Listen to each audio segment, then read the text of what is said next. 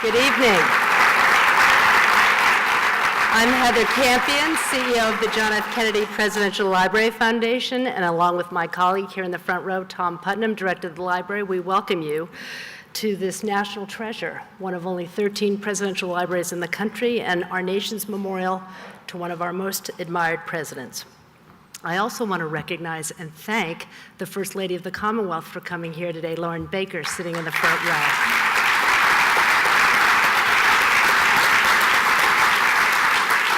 As you may have noticed walking in the door, we've just completed the renovation of our new museum downstairs, and we hope you'll come back to see it.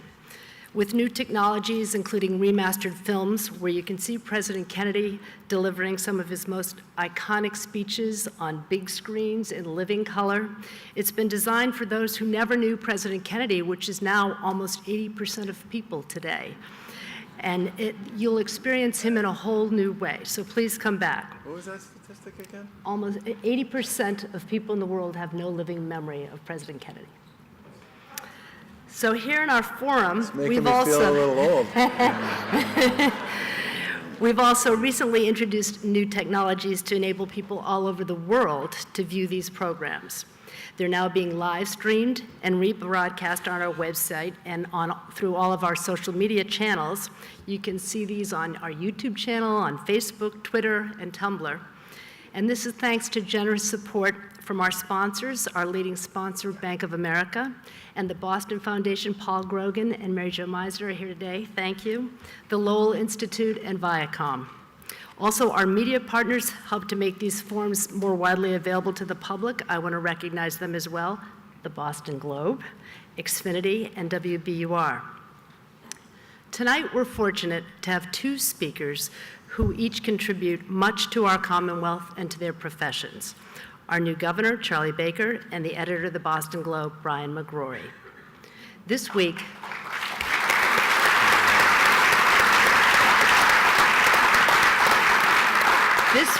Governor Baker, our 72nd governor in Massachusetts, will mark his first 100 days in office.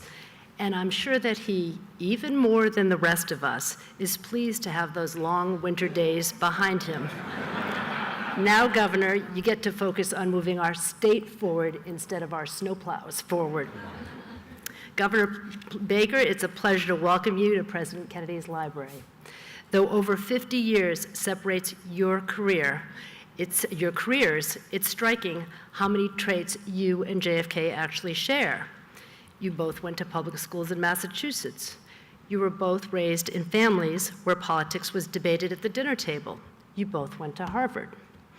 And were it not for your selfless act to help Dana-Farber recently, I would have said you both had great crops of hair. In all seriousness, our mission at the JFK Library is to help carry President Kennedy's legacy forward. And with great pride, we watched Governor Baker do just that in his inaugural address this year, when he quoted one of JFK's most beautiful speeches, the City Upon a Hill speech, which was given here in Boston as he was departing for his own inauguration as our 35th president. In his inaugural address, Governor Baker quoted from this speech saying, "JFK said success in public service should be measured against 4 historic qualities: courage, judgment, integrity, and dedication.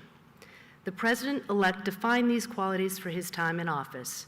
Today, I offer them as this administration's compass in the years ahead, but redefined for our time.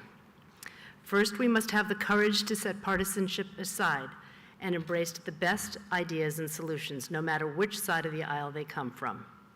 Second, we must have the judgment to make our government as efficient, responsive, and as innovative as it can be. And third, we must have integrity to assure accountability and transparency, because when we make honest mistakes, they must be acknowledged and corrected. And finally, we must have dedication to serve the best interest of the public and only the public." Well, prior to being elected governor, Charlie Baker served as the CEO of Harvard Pilgrim Healthcare, and with his own courage and integrity, he led the company out of receivership to become one of this country's top healthcare providers. and earlier as Secretary of Health and Human Services, and then Secretary of Administration and Finance during the Weld and Salucci administrations, Charlie Baker's judgment and dedication led to numerous reforms that helped modernize and improve our state's government. Governor Baker brings all these qualities, those most admired by President Kennedy and our leaders, to public office, and we're fortunate to have him leading our state. And finally, our moderator this evening, Brian McGrory, the editor of the Boston Globe, needs no introduction in this town, but congratulations on the most recent Pulitzer.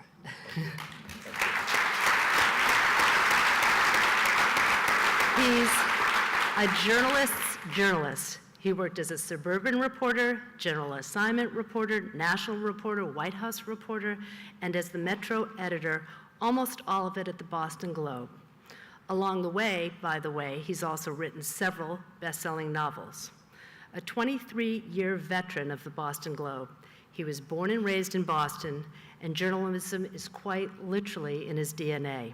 His cousin, Mary McGrory, was the legendary columnist for the Washington Post for decades and won the Pulitzer Prize for commentary for her columns on Watergate.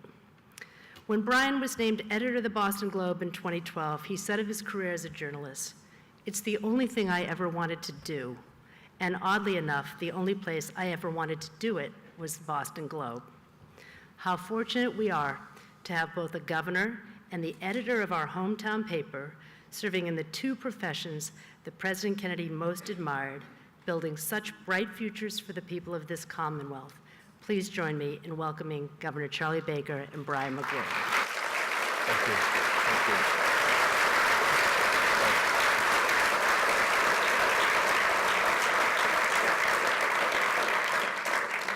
I'm a little nervous about whether or not we'll be able to do any better than the beginning. Yeah.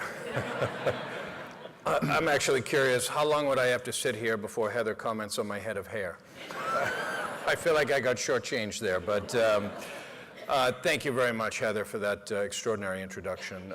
Thank you to the library, to the Boston Foundation, which does such wonderful work for sponsoring this. Thank you, Charlie, for being given the honor of sitting here with you and interviewing you tonight. Let's start out easy. I've got a place to go. Is it what you thought it would be? I marched in a parade a couple weeks ago. Lauren and I both did with Dan Rivera, who's the mayor of Lawrence. And Lauren asked him while we were marching, was the job what you thought it would be? And Dan said, well, actually the highs are higher than I thought they would be, and the lows are lower than I thought they would be. And I think that's about right. I get tremendous satisfaction out of all kinds of things, but I especially get satisfaction out of seeing something work the way it was either intended to work or the way we want it to work. And I recognize and appreciate the significance of what we do every day. So when it doesn't work, it stings. And I think that's probably, I think Dan's description was pretty good. The highs are really terrific, and you can't help but feel pretty crummy about the lows. What prepares you to do this? As you look back over your life, is it your time in the private sector? Is it your time working for Bill Weld and Paul Salucci? Is it your role as a husband and father? What is it that sets you up to succeed as chief executive of a state like Massachusetts? Well, it's funny. I would say it's all of the above plus losing. No joke. I think losing in 2010 was probably as important as anything to understanding the nature of the top job. I have always felt that I was a pretty good manager and a pretty good leader of people, and somebody who could excite people about a project, even if it was bailing Harvard Pilgrim out of receivership or working on something as fun and as interesting as procurement reform. Yeah, that was a joke. But one of the big lessons I learned from the loss in 2010, and Lauren and I talked about this a lot, was you have to figure out how to have a different kind of conversation with the public at large than the conversation you can have with your team, your customers, your suppliers, which is what I was more familiar with, because it's a much, you have to speak at a much higher level, and you have to figure out a language for that conversation that's really different than the one, you know, that you would have with your management team and the reporters at the Globe, or somebody else would have with people that you deal with every day. And I learned a lot of lessons from 2010, but that was probably the biggest one. And I think in some ways it was a really important one with respect to the nature of this particular job. What did you learn? You actually, I think we may know each other too well at this point because you stole my next question with that answer, but what did you learn about yourself in that loss?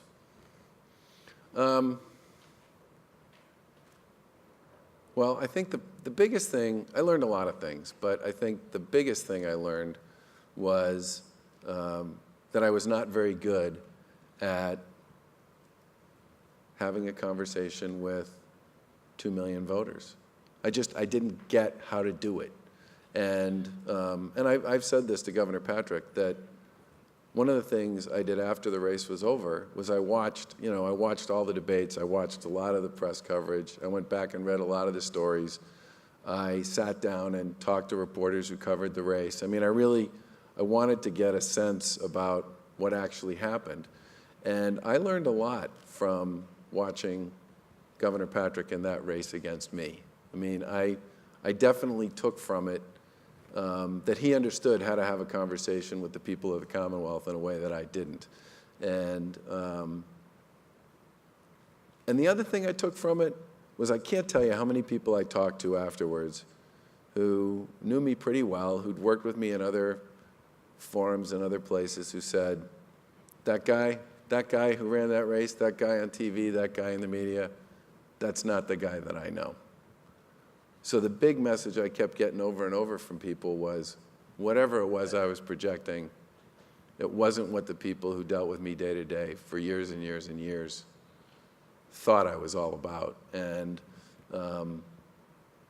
so one of the things when Lauren and I were talking about doing this again, and we talked about it a lot, one of the big things we really need to work through was, do we believe we know, do I believe that I know how to have a conversation at that level and in that way, with a whole bunch of people who are going to make a decision about whether they think I'm the right person or not to be governor of the Commonwealth, who will never get any closer to me than a debate, an interview, you know, that type of thing. And it's a different kind of language. I frankly find it amazing that there are people who can speak to the whole country, much less to the Commonwealth of Mass. It's not easy. I remember you telling me, we had lunch about a year ago in South Boston, and you told me one of the things that had changed for you, or how the change manifested. You told me a story about the night before, and how you ran into a woman at a church in Roxbury whose child had been shot. And she was asking you, what would you do about guns? And you told me that if you had run into her 4 years ago, you would have given her your entire white paper on gun control.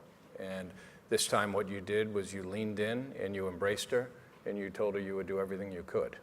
And it's as if that, you learn not only how to talk to the state, but how to talk to people one-on-one, it seems like. Am I wrong about that? No, you're right.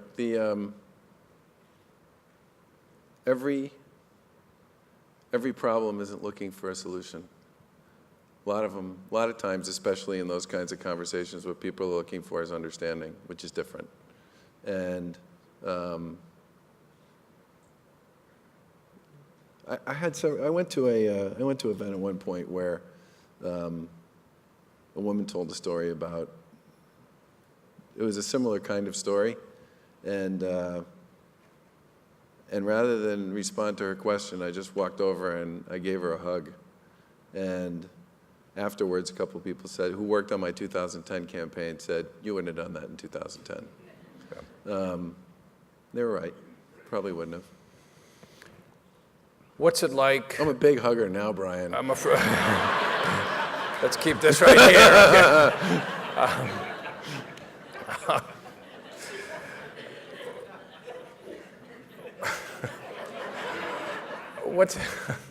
What is it like having a security detail outside your house? What is it like having an entourage everywhere you go? How hard is that to get used to? I think it's probably, for me anyway, the hardest thing of all to get used to. And this is, there's Nate over there, yeah. Danny's around here somewhere.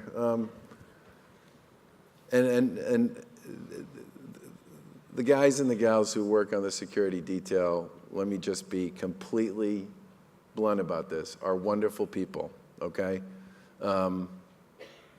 But I am not somebody who likes an entourage.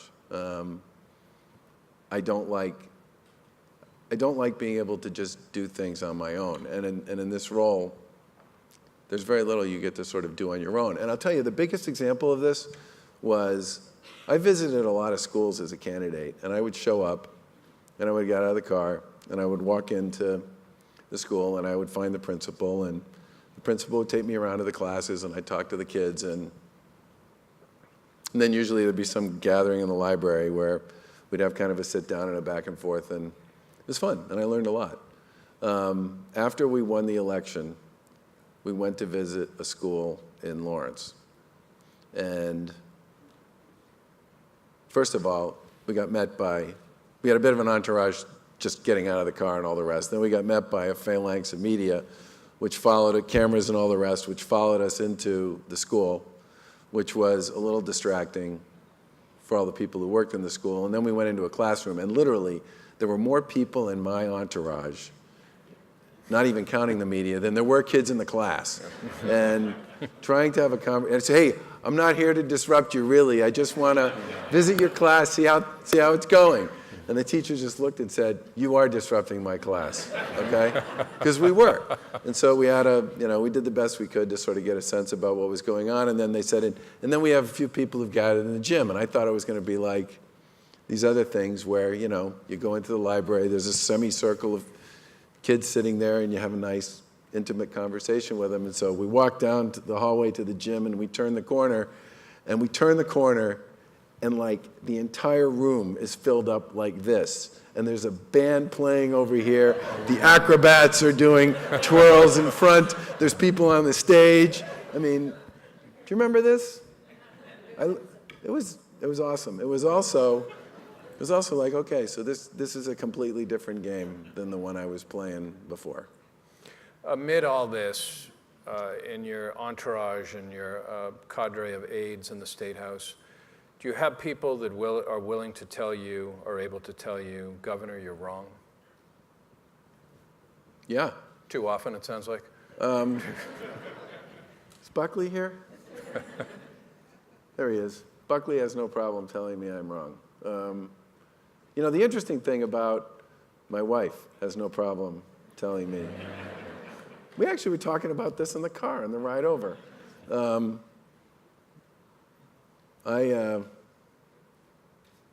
I think I'm okay at hearing things I don't want to hear, and I think most of the people around me are pretty good at telling me that. When it snowed and snowed, did you rake your own roof?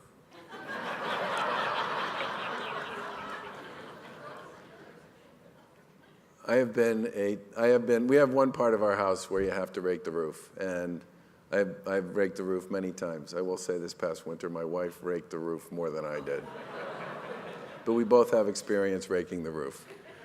What I wouldn't have done. We had dams. We had dams and the buckets and the towels and all the rest, and we are going to have to fix the roof, because in getting rid of the dams, we lost certain portions of the roof. What I wouldn't have done to have a photographer with your wife raking the roof. But that's all besides the point. Yeah. That will end the easy questioning for the evening. So now we're the MBTA. So today it appears you're successful in getting 6 of the MBTA board members to step down.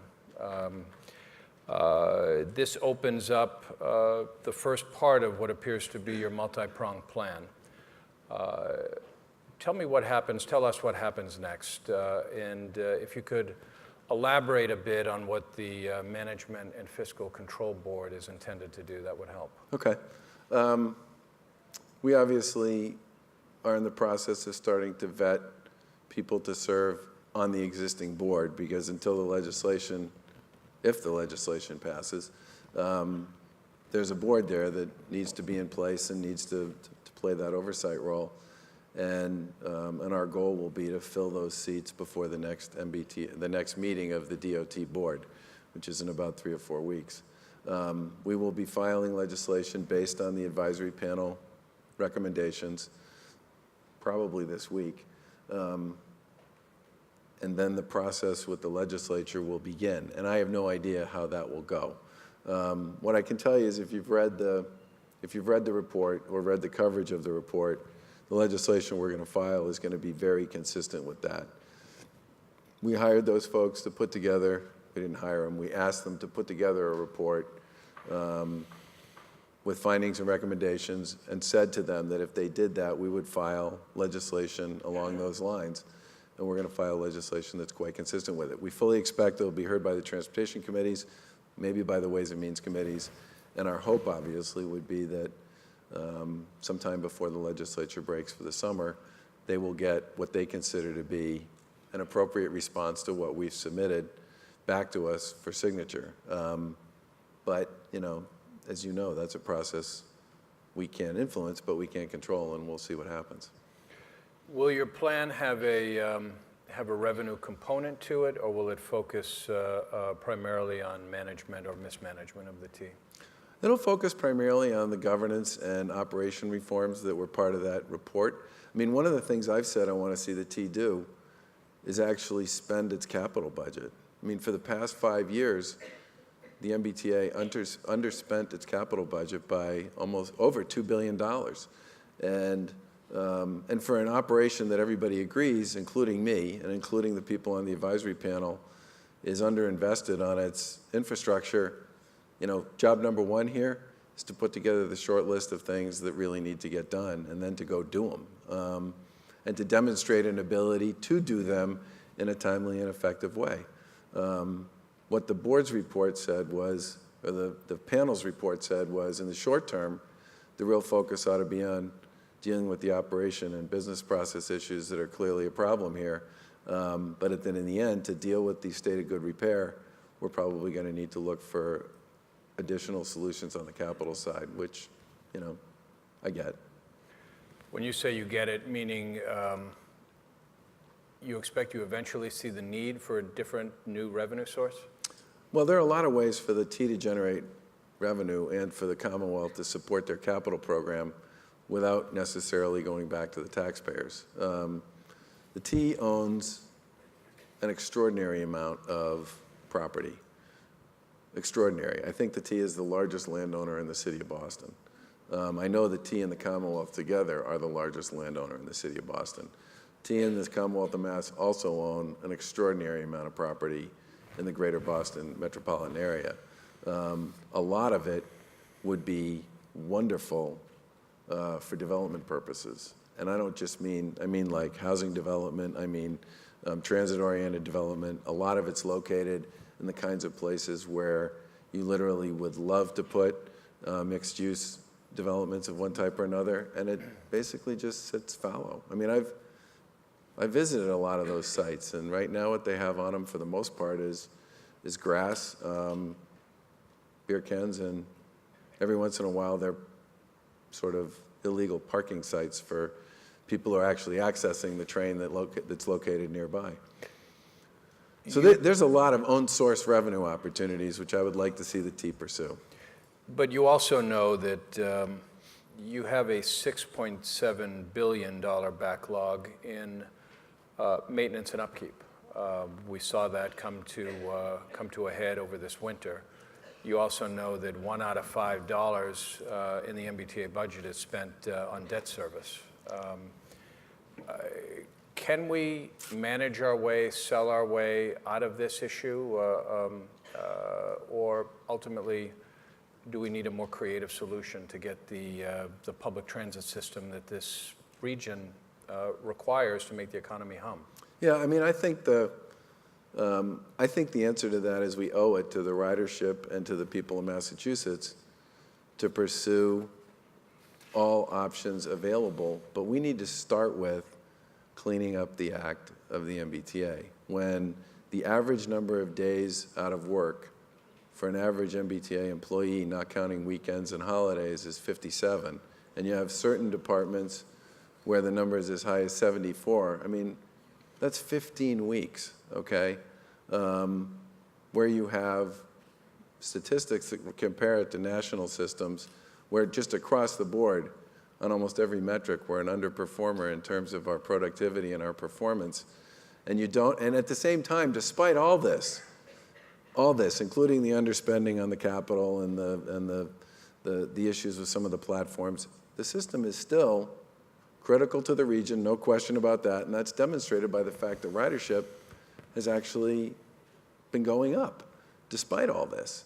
And I think the thing we need to do most of all is focus on getting the T's act together and then see where we are and take it from there. A lot of talk about fare hikes. Where are you on that? I think it depends with respect to, I don't think the answer on fare hikes is all fares should go up the same. I think the answer on fare hikes is we should take a good look at all the routes, we should take a good look at the ridership, we should take a good look at the fare structure, and then have the hearings and the public conversation about that and make adjustments accordingly. But my guess is that's something that takes place over the course of several years.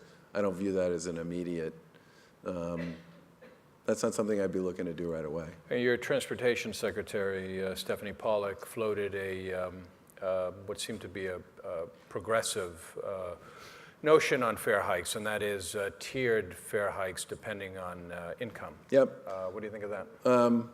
I'd say two things about that. The first is we should all remember that half of the T's operating budget is paid for by the people of Massachusetts through the general fund and a fifth of the sales tax.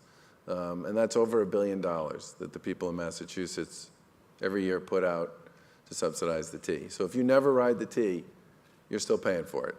And we shouldn't forget that. I think the models that Stephanie was talking about, which I think are in Washington and Oregon, I'm not familiar with. I certainly think it's worth examining, but I don't know enough about them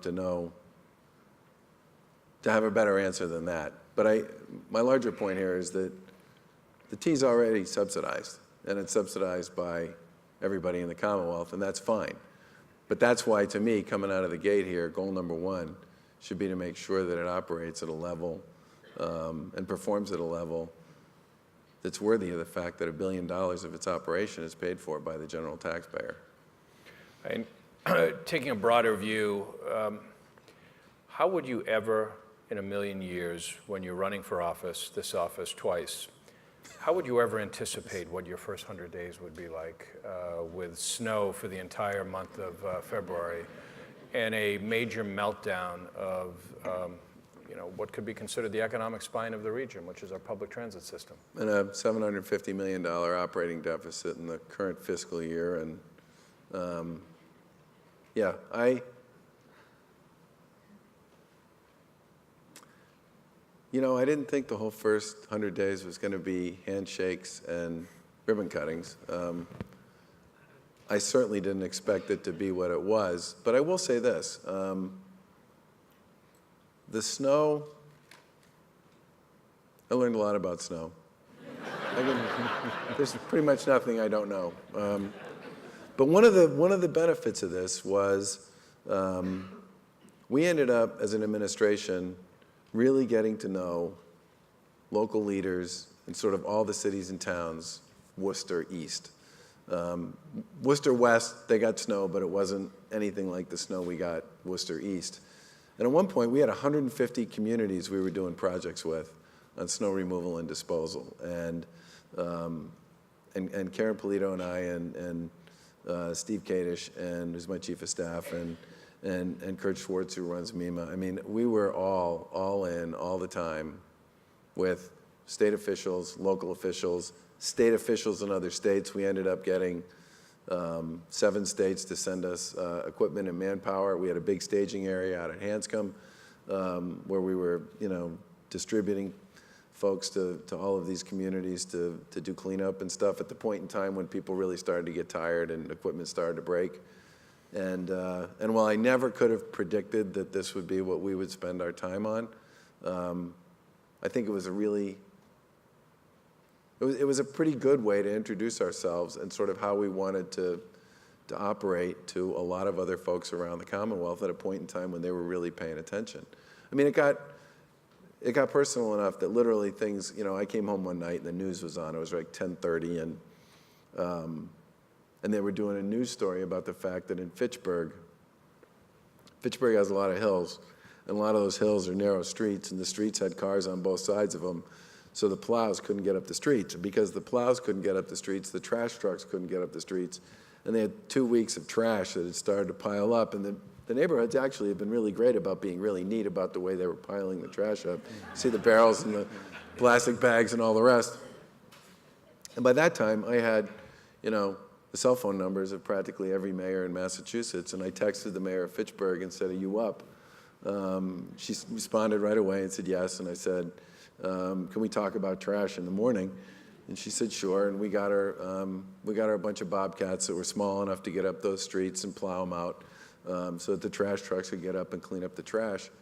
But that kind of stuff was going on all over state and local government, and in my own opinion, that gave us an opportunity to take something that was admittedly unexpected, but I think it gave us a real positive chance to work with a whole bunch of people that we fully expect to be working with a lot for the next 4 years. So that wasn't a bad thing. With the better weather, are you worried at all that the state, the legislature, your own staff possibly, might lose its urgency over MBTA repairs? I would hope that the answer to that is I hope not, and I hope that people are able to focus on the report. Okay, the report made clear that this wasn't about one storm. It wasn't about one administration. It was about a series of issues and concerns about the way the T is run and the way the T is managed that need to be addressed going forward. Because as you point out, the T is in many ways a critical element of the economic vitality of Eastern Massachusetts. And that's the way I hope the conversation about the T evolves in the legislature, and that it doesn't become something that fades into the background because winter's over, the snow's gone, and therefore it's not a problem anymore. I mean, there are enough, I think, significant issues raised in that report that it should get a lot more visibility and a lot more attention than that, and we will certainly work very hard to process it with the legislature and to answer questions and to engage them in whatever kind of conversation they want to have, because I would like to see something happen on this. So you seem to have a thing for Democrats. You like them. My mother's a Democrat. Your chief of staff is a Democrat. One of your core political advisors has worked for Democrats, Jay Ash, Stephanie Pollack, Chris Gabrielli. Paul Sagan. Paul Sagan, all good Democrats.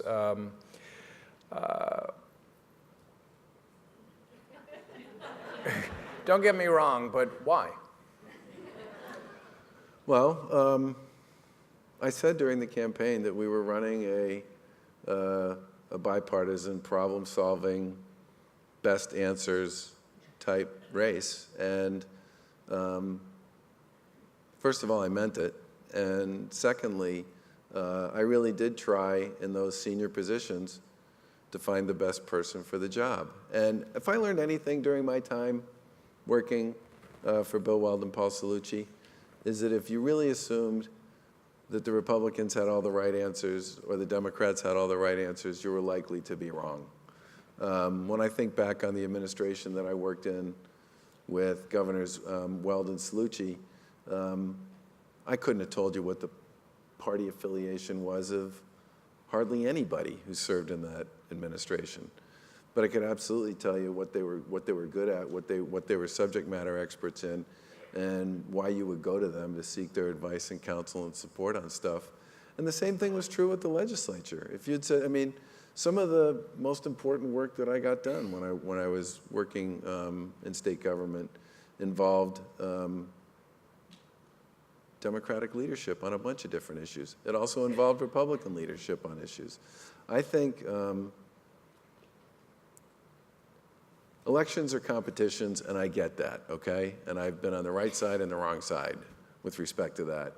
But governing is about the work, and it's about the work of the people. And, you know, Jay Ash, in my opinion, was the best candidate to be Secretary of Economic Affairs and Community Development.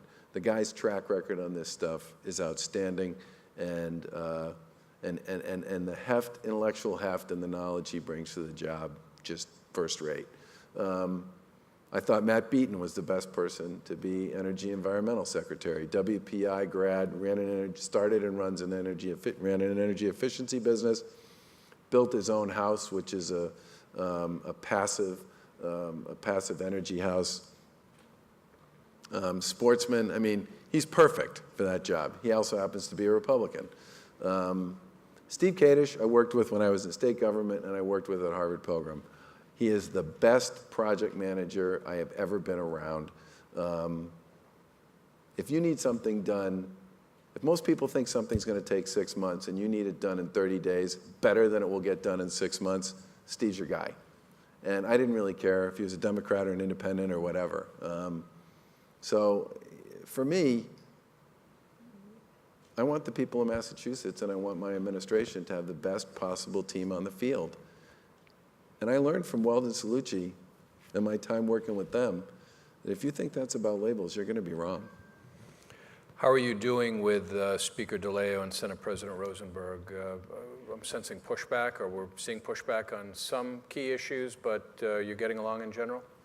You know, one of the good things about having been in state government before is I actually knew them before.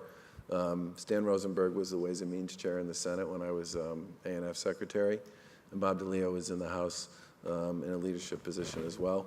So, I mean, I have some history with them, which I think is, I mean, most of the time, not just in public life, but in sort of any kind of life, trust and history are good things. And I think I certainly started with a fair amount of that with them. And my goal is going to be to maintain that. I mean, one of the things people have said to me, if you had one wish about your relationship with those two, what would you want it to be? And it would be that we have our meeting every week on the leadership stuff, and that it's a real meeting where we talk about real stuff and where people feel comfortable that they can have an open and honest conversation about what's on their mind. And so far, that's been the case. I certainly believe there's going to be pushback along the way on a bunch of stuff.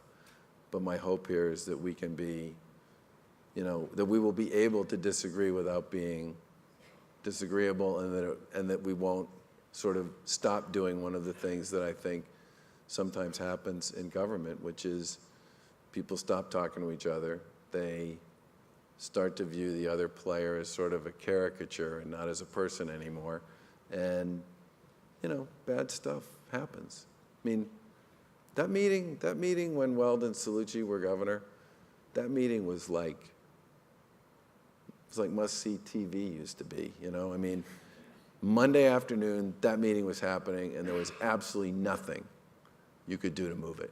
And I think in the long run, you can't possibly be successful in a democracy if you're not willing to accept the fact that there's more than one team on the field and they all have a right to play. What goes on at those meetings now? Is it just the three of you? Are there staff involved? Is it meaty? How does it unfold? Well, the first thing that usually happens is we give each other a hard time about the food. Okay. Right? Mm-hmm. I think Senator Rosenberg thinks he has the best food. It's usually the three of us our chiefs of staff, Ways and Means chairs, A&F secretary, and the House and Senate minority leaders, Brad Jones and Bruce Tarr. And that group is usually there for an hour or so, sometimes a little longer. The agenda is usually, the agenda is determined, whoever it is that's hosting the meeting, and it rotates each week, whoever's hosting the meeting is in charge of reaching out and finding out what people want to put on the agenda. There's a formal agenda, we work through it, and then at the end of the formal agenda, if there's time, we'll have a principals-only meeting, if somebody wants to have one. And the principals-only meeting is the Speaker, the Senate President, the Lieutenant Governor, and myself. Death penalty. Recently, well, as you know, today we began the penalty phase of the trial of Dzhokhar Tsarnaev in U.S. District Court. Last week, the Richard family, who were profoundly impacted by the explosions, lost a son. Yep. Their daughter, Jane, lost a leg, grievous injuries to Mrs. Richard.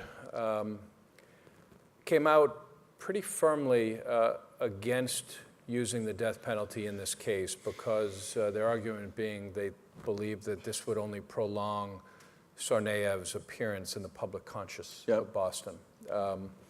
Where are you? I support the death penalty in situations like this, but I am well aware of the fact that the decision about whether or not to pursue it is up to the federal government, and the jury ultimately, as it should be, gets to make the call here. And I'm glad I live at a time in this country when victims have the right to speak in court. I'm old enough to remember when victims didn't have the right to speak in court. Aggrieved families didn't have the right to speak in court and to make their case. And I'm glad that we live in a time where people do have the opportunity to do that. And I would hope that the jury would factor that kind of thing into their decision making. I thought the Richard family's opinion piece in the Globe was unbelievably powerful. And if I were a member of that jury and Denise or Bill got up and spoke to that concern, it would definitely affect the way I would think about things. But I mean, the good news here is jury makes the call, and they make it based on the facts of the case, the law, and whatever other outside point of view they want to incorporate. And I think the fact that the families and the victims do get to speak to that question is a good thing. The Olympics, you want them?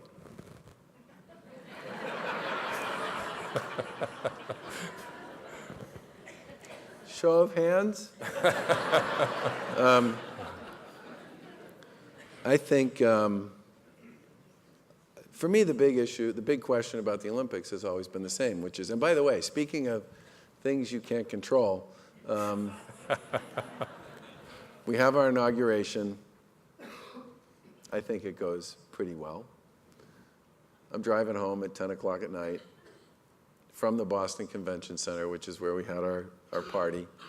Phone rings, and it's the mayor calling to say, we just got told that we've been selected by the USOC to host the Olympics in 2024. Can you be back at the convention center at 7 in the morning for a press conference? And I hung up the phone, and my initial reaction was, no one's going to care about my inauguration. It's like, it didn't even happen, you know? Just to butt in, as we're laying out the front page for the next day, one of the editors said, well, we always put the inauguration at the top. And I think my line was, nobody cares about the inauguration. Yeah. Sorry about that. So where are you now on it? You really didn't care about my inauguration, huh? I cared, Charlie, I cared. We'll hug after. Yeah, I think for me, the big question in this is the same as it's always been, which is, and it's the conversation I've had with the Speaker and the Senate President a lot, which is, show us a plan and tell us what you want us to do.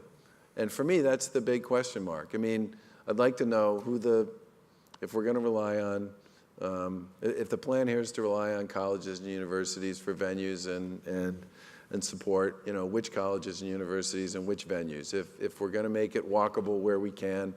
I mean, you folks have written a lot about that Olympic Boulevard, which the opening up of Dorchester Avenue, I think that's a really interesting idea.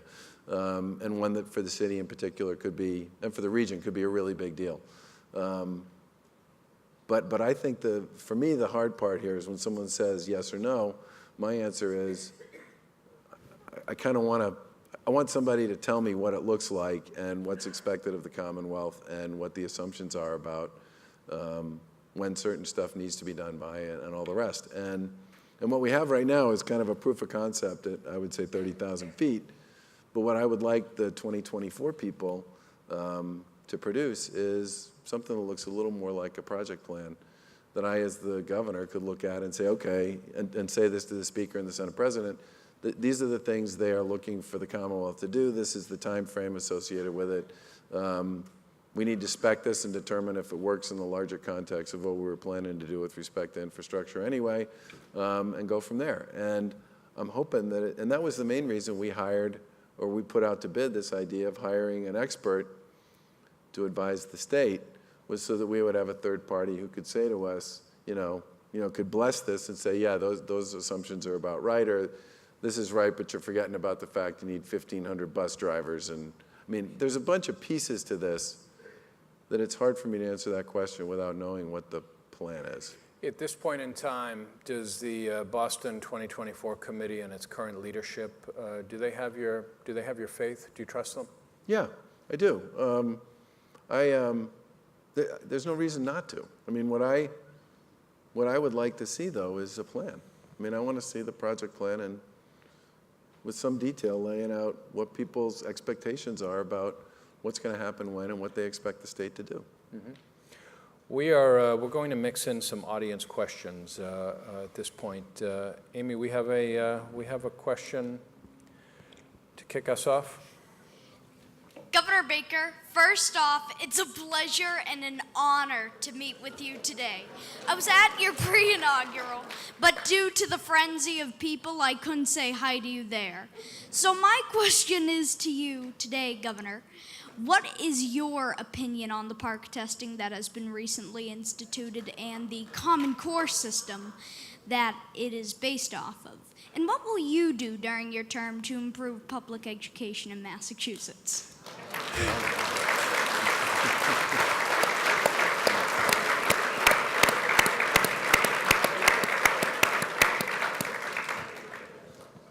I just want to make sure we get a selfie before you leave.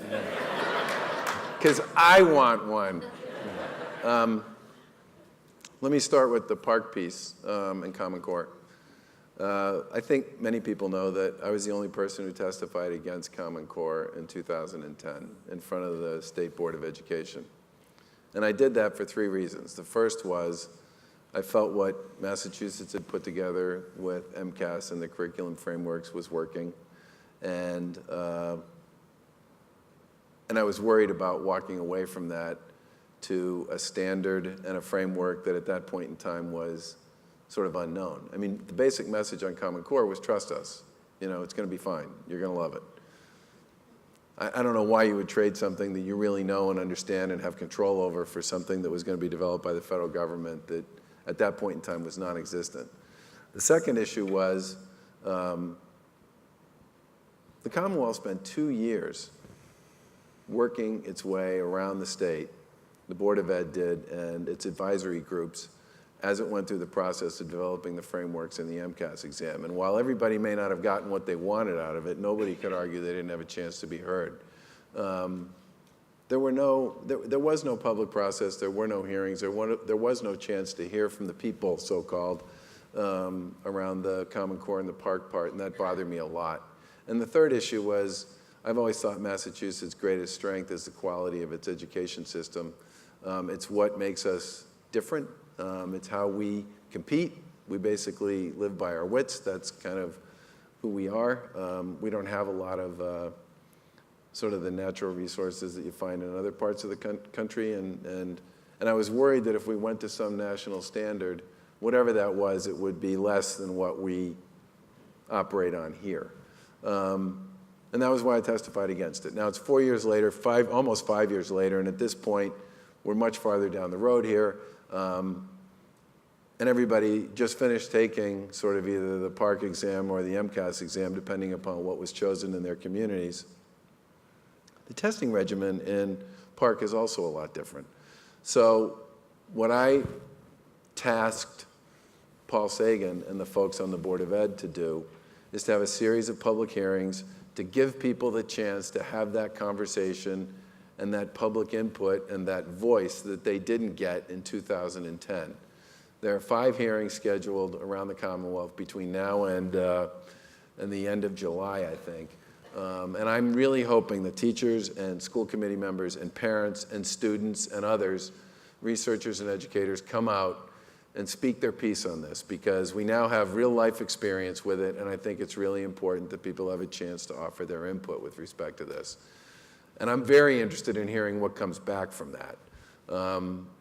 My basic objective in the end with regard to this whole question is, if I believe that we will not have the ability to do what makes sense for the people of Massachusetts and the students of Massachusetts, I am probably going to want to give this thing back, okay? If I believe that there's enough latitude inside whatever the PARCC framework is for Massachusetts to be Massachusetts and to be unique and special and different and frankly better than everybody else, then I'd be willing to consider playing inside that framework. But my great fear with this federal stuff, and I saw it when I ran the Medicaid program at Health and Human Services, is the feds say that you have this kind of latitude, but then when push comes to shove, when you're actually trying to implement stuff, the latitude disappears. And the reason the latitude disappears, and I get this, is if you're a federal official, you want one standard, because that's the easiest standard to oversee, regulate, and enforce. The idea of 50 states out there doing their own thing gives you heartburn. So for me, how much flexibility are we going to have? What are we going to hear from the conversation with the public? And how do we make sure that whatever we do here in the Commonwealth is the best we can possibly do for kids?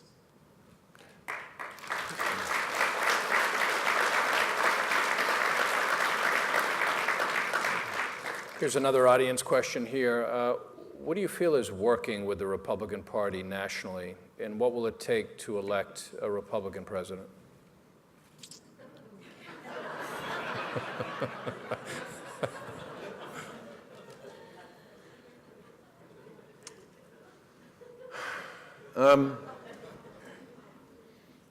You know, I got elected governor of Massachusetts to worry about Massachusetts.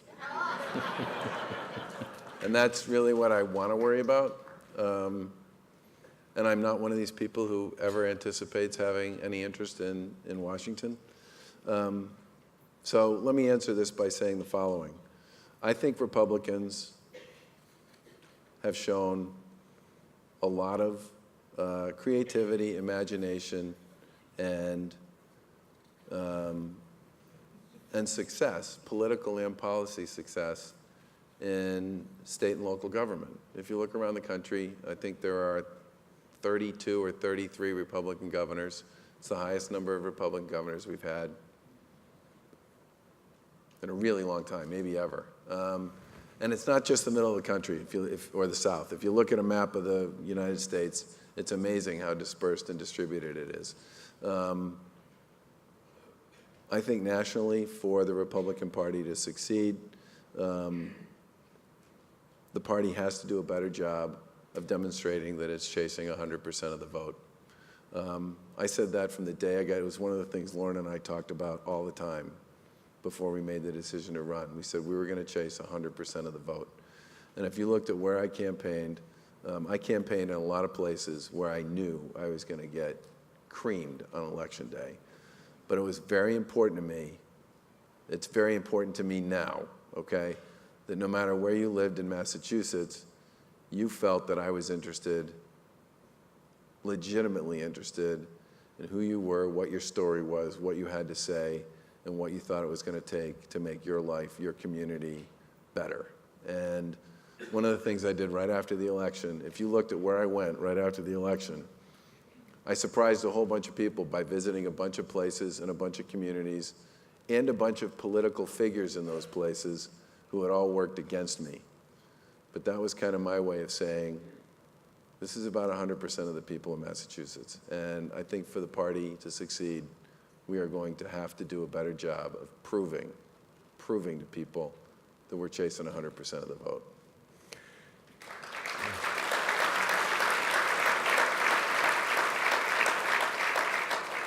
Stay on that theme for a moment. You seem to have excellent relationships here with Democrats across the state, not only in the legislature, but Maura Healey, Marty Walsh, Secretary Treasurer Goldberg. Are there lessons to be drawn nationally from this? I mean, you know, it's a cliche, but don't you just want to shake them up down there and say, look what I'm doing? Can't we just get along down there? There was a, I think I read in the Globe this morning. In fact, I'm sure I did. A really interesting story about how bipartisanship is breaking out all over in Washington. I don't remember how you worded it, but that was kind of the title. And I'm actually kind of excited about that. I mean, I hope they mean it, and I hope it's sustainable, and I hope they commit to it. The people of the country want their government to work. And, you know, they all define it in their own way, but most fundamentally it means they want people to get stuff done. And I'm hoping that some of the successes that have occurred recently down there and that you folks wrote about today is sort of a platform on which they may be able to build some success going forward. Back to the national campaign, are there any Republicans out there, and it seems like every Republican out there is running for president, are there any? Not me. That was actually part B of this question, but are there any out there who you believe you could support? And I assume you're not running for president. No, I'm never running for president. I have enough trouble running for governor. And I really, I mean, I've been asked this question a bunch lately, and I get the fact that there are, you know, 15 or 16 people who were all in New Hampshire over the weekend, sort of testing the waters up there. But I meant what I said. You know, the people of Massachusetts didn't elect me to kibitz in the 2016 presidential election, and I'm not gonna. Good. If anybody else has any more written questions, please send them up. Just following up on I thought the ones that were asked already were pretty good. You're about to say better than anything you're asking, but that's okay. But following up on the excellent question on Common Core, what does it take? What will it take for you to push more charter schools in Massachusetts? How will you succeed at this? I think I mean, I would love to see the charter school debate end up more like it was once upon a time, which was charter schools were an opportunity to try different things and see what worked. And unfortunately, it's kind of become this feud between the traditional public schools and the charter schools in a lot of communities, which is unfortunate because in the end, they're all trying to do the same thing, which is educate kids. And I said during the course of the race that, yeah, I'm a charter school supporter, but I'm a charter school supporter in part because report and study after report and study have demonstrated that they work, and there's 40,000 kids in Massachusetts on waiting lists to get into them. And if you've ever been to a lottery where you've watched kids and parents both get in and not get in, it's a profoundly compelling event. And I would like to see Massachusetts embrace more charter schools, but what I'd really like to see Massachusetts embrace at the K through 12 level are models that work. And I don't care if they're charter models or not. And every city in Massachusetts, every city, even ones that have underperforming school districts, have level 1 and level 2 schools. Some of them are charter schools, but a lot of them aren't.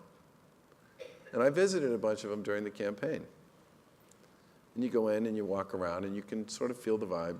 And almost all of them wouldn't put it this way, but they all basically had the same 3 components. The first thing was they had a terrific principal, every single one of them. And if you look at what Jeff Riley, who's the receiver up in Lawrence, has done, yep, they rewrote the collective bargaining agreement. They lengthened the school day. But they only lost about 15% of their existing teachers. But he replaced about 50% of the principals. And he said that in many of his schools, he had a leadership problem. It wasn't which manifested itself in a bunch of other ways. He also, by the way, reduced his central office budget by about 30% and put it back into the schools in enrichment and after-school programming, which is kind of interesting. But point number 1, really strong principles. And we've never really talked much about leadership in education, but it matters, same way it does in everything else, especially in a school. Second thing was a, for lack of a better way to put it, sort of a willingness to sort of work around the rules to try to make it work for kids. And that manifested itself in a whole bunch of things. Some people rearranged some of their class schedules so that they could lengthen the time the kids could go to lunch. Some people changed their schedules to make the bus routes work so the kids wouldn't have to run from their last class to get on a bus.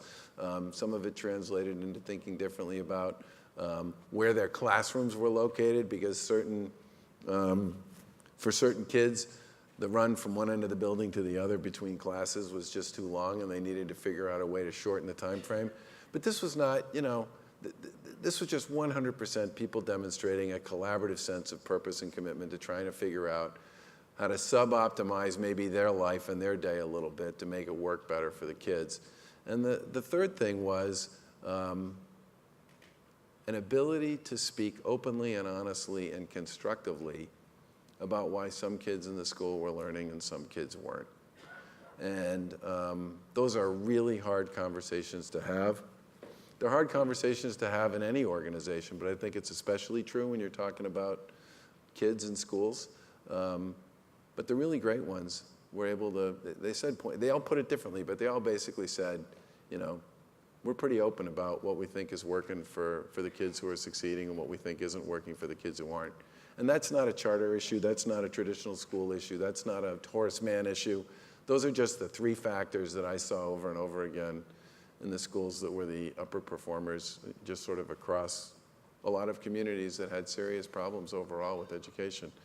And one of the things we're going to try to do is figure out a way, and this is something I wanted to do before the snow, is to try and figure out a way how to make it possible for people to share a lot of those insights and best practices across, within districts, and then hopefully between districts. I mean, a lot of these level 1 and level 2 schools have never really talked to anybody else in their own district about why they think they're successful, which I think is just kind of odd. Last question, and the question is based on where we are this evening, which is the JFK Library. You quoted John F. Kennedy in your inaugural speech. You spoke very eloquently at the opening of the Edward M. Kennedy Institute for the Senate. What impact did JFK and his 2 brothers who served in public life have on your desire to serve and the way you serve? I'm a Massachusetts kid, so the Kennedys were kind of always there. And I'll come back to them because they have more to do with how rather than why. The why I'm interested in this has a lot more to do with my folks. My dad served in 2 administrations. He went to Washington with John Volpe when Volpe went down in the late 60s and served as his Assistant Secretary of Transportation, which is why John Volpe's picture is hanging in my office in the State House. And he also served as Margaret Heckler's Undersecretary in the Reagan administration at Health and Human Services. And I've said this to many people before, you know, this stuff mattered to my parents. I mean, it was a constant source of conversation around the house. I have a lot of friends. I've joked, but it's true. I have a lot of friends who only came to my house for dinner once when we were kids. Because if you didn't come prepared to play, it could be kind of uncomfortable. And my parents were very different in their political philosophies. But it really mattered. And as the child of two people who thought public service was worth it, I mean, I grew up believing that. And then I had the unique opportunity to work for Bill Weld and Paul Cellucci, which was just an unbelievably educational and eye-opening experience. But the thing I always really loved about JFK, which I will never be able to duplicate, was his extraordinary sense of humor. I mean, the guy was just a master at disarming almost anybody in the course of a public conversation about practically anything. And if you haven't, and I'm sure most of the people here have, but if you haven't ever watched his press conferences, priceless. I mean, absolutely priceless. And as I said about the late senator at the dedication of his building, I mean, I love the fact, you know, that Ted Kennedy's name is on so many pieces of legislation with Republicans. I mean, it just speaks to me about what this game, if you want to call it a game, is supposed to be all about, which is finding ways to get stuff done in a democracy when you're not supposed to be able to get your own way. I mean, I was at the, Lauren and I went to the lantern lighting ceremony yesterday at, or Sunday, at the Old North Church, which was the sort of reenactment of the ride of Paul Revere before the battle at Lexington. And you know, you sit in that church and you think about what the people who participated in that thing gave up, which was pretty much everything, most of them, to engage in the original exercise of independence. And you know, I just think we owe it to those people to recognize that they built a certain kind of governance and a certain kind of model that was based on this idea that it's a shared responsibility. And, you know, the people who don't want to share, fine, you don't have to play. But if you really want to play and you want to be productive and you want to get something done, it's democracy with a small d, and it's set up that way deliberately. And I think it's done a fabulous job of sustaining this country for over 200 years. And that's the way I play the game. It's the way I think the most successful people in public life should play the game. And as I said, I always used to get such a kick out of all these friends of mine in the business world who wouldn't agree with Ted Kennedy on what day of the week it was, but who thought he was absolutely a fabulous senator because of his ability to find the creases in, and to move through those creases to create opportunities to get stuff done. It's the nature of the game, right? Well, thank you very much, Governor, for the honor of being here.